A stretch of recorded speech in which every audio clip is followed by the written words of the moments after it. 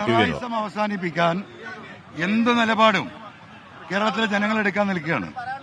ഇവിടെ ഈ പറയുന്ന അവിശ്വാസ പ്രമേയം ചർച്ചത്തിലേക്ക് കിടക്കുകയാണ്. തൊട്ട് അരമണിക്കൂർ മുമ്പ് വന്ന ഉപതെരഞ്ഞെടുപ്പ് റിസൾട്ട് കരുളായില് 397 വോട്ടിനാണ് UDFന്റെ സ്ഥാനാർത്ഥി ജയിച്ചത്. 62 വോട്ടിന് ജയിച്ച സ്ഥലത്താണ് 397 വോട്ട്. അവിടെ LDFന്റെ സ്ഥാനാർത്ഥിക്ക് കിട്ടിയിരിക്കുന്നത് 303 വോട്ടാണ്. ഭൂരിപക്ഷത്തിനോടൊപ്പം പോലും വോട്ട് നേടാൻ കഴിഞ്ഞിട്ടില്ല. ഇത് കേരളത്തിലെ പൊതുചിത്രമാണ്. ഈ പിണറായിസത്തിന്റെ ഭാഗമായി കേരളത്തിലെ ഇടതുപക്ഷത്തിന്റെ അടിത്തറ ഓരോ ദിവസവും ഇളകിക്കൊണ്ടിരിക്കുകയാണ്. അതിന്റെ ഒരു പ്രതിഫലനം സ്വാഭാവികമായിട്ടും പിണറായിസത്തിന്റെ ഭാഗമായി നിൽക്കുന്നവരുടെ അക്രമോത്സുകത അത്ര കണ്ടാൽ മതി. 100%. 11 വോട്ട് അവിടെ ചെയ്യുന്നുണ്ട്. 10 എണ്ണം ഈ പറയുന്നത് പോലെ UDFന്റെ വോട്ടാണ്.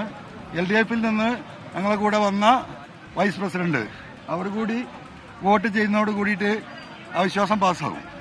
നേരത്തെ UDFിൽ നിന്ന് LDF ഭരണം പിടിച്ചെടുത്തൊരു പഞ്ചായത്താണല്ലോ. അന്നും PV അൻവറിന്റെ പേരാണ് ഉയർന്നു കേട്ടിരുന്നത്. അല്ല, അന്ന് എന്റെ ജോലി അതായിരുന്നു. അന്ന് ഞാൻ ഇടതുപക്ഷത്തോടൊപ്പമായിരുന്നു. ഈ നിയോജക മണ്ഡലത്തിലെ ഇന്ന് LDF ഭരിക്കുന്ന മുനിസിപ്പാലിറ്റി ഉൾപ്പെടെ എന്റെ ഒരു സംഭാവനയില്ല എന്ന് പറഞ്ഞത്. ഈ മുനിസിപ്പാലിറ്റിയിൽ CPMനുണ്ടായിരുന്നത് ഞാൻ വരുന്നതിന് മുമ്പ് 3 ഡിവിഷനാണ്.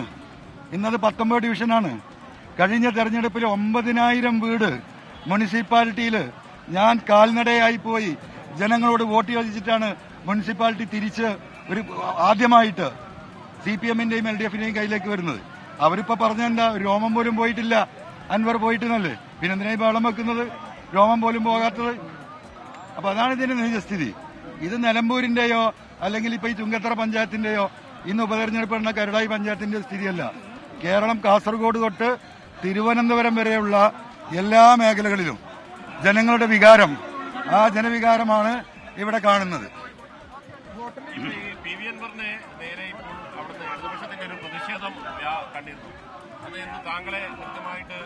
അല്ല, അത് എന്നെ ആക്രമിക്കാനുള്ള സ്വാഭാവികമല്ലേ. ആ ആക്രമണം പ്രതീക്ഷിച്ചുകൊണ്ട് തന്നെയാണ് ഞാൻ മുന്നോട്ട് പോകുന്നത്. ആ ആക്രമണം കൊണ്ടൊന്നും ഇന്ന് ഈ പിണറായിസത്തിനെതിരെയുള്ള പോരാട്ടം തടുക്കാൻ ഇവരാര് വിചാരിച്ചാലും നടക്കില്ല. ഞാൻ ഈ ഭൂമിയിൽ നിന്ന് നിഷ്കാസിതനാക്കിയാൽ പോലും ഈ പിണറായിസത്തിനെതിരെയുള്ള കേരളത്തിലെ വോട്ട് വളരെ വലിയ രീതിയിൽ ആ ജനങ്ങളുടെ പ്രതികരണം കാണാനിരിക്കുന്നേ ഉള്ളൂ വരാനിരിക്കുന്ന തെരഞ്ഞെടുപ്പിൽ. PV അൻവർ മാധ്യമങ്ങളോട് സംസാരിക്കുകയായിരുന്നു.